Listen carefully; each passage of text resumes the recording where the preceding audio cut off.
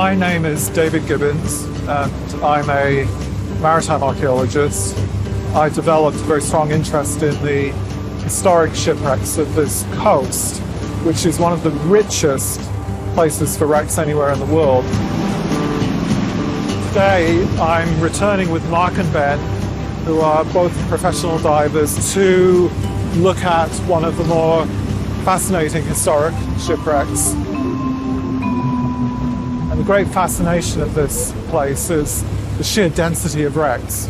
Somebody once suggested that if you were to drain the sea here by 30 meters, you could walk on wreckage all the way from one end of this peninsula to the other.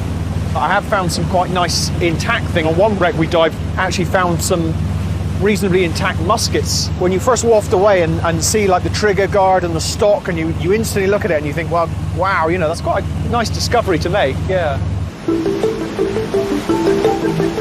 So we're about to dive on the wreck of the Anson off Low Bar, this great stretch of sand and shingle. The Anson was a Royal Navy frigate which sank here in 1807.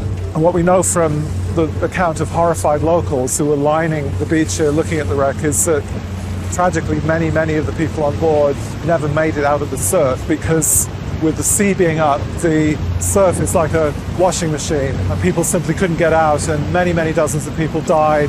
The remains of it are on the seabed, cannon and other artifacts, and that's what we're going to go and dive on now.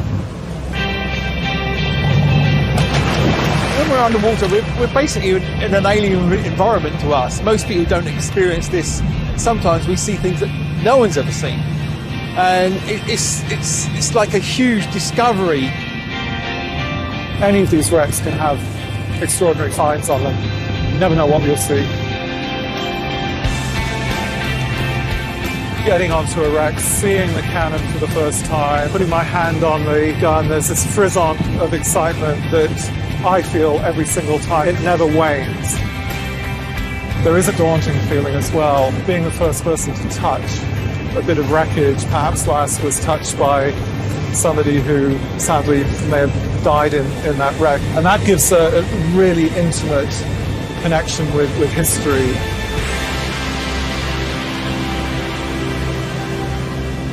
Very enjoyable.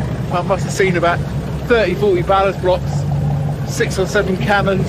So we're down on the wreck and I found this, I think, a 12-pound cannonball designed for smashing through the side of a ship. Quite a nasty piece of weaponry. They usually abrade away by the action of the sea. I thought I'd bring it up and we'll conserve this, and hopefully maybe the local museum or something like that might want it when the treatment on it is complete. So when you first discover something no one's ever found before, it's a very strange feeling, because you're the first person who's ever seen it since it once disappeared beneath the waves. So it can be very exciting, but it can be sometimes quite sad. If the vessel's got a sad story behind it, you do start to think about what happened to the crew, and you know, it does mean something.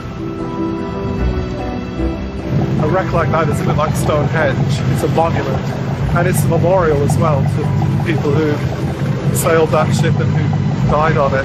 Very evocative of everything that excites me about shipwrecks.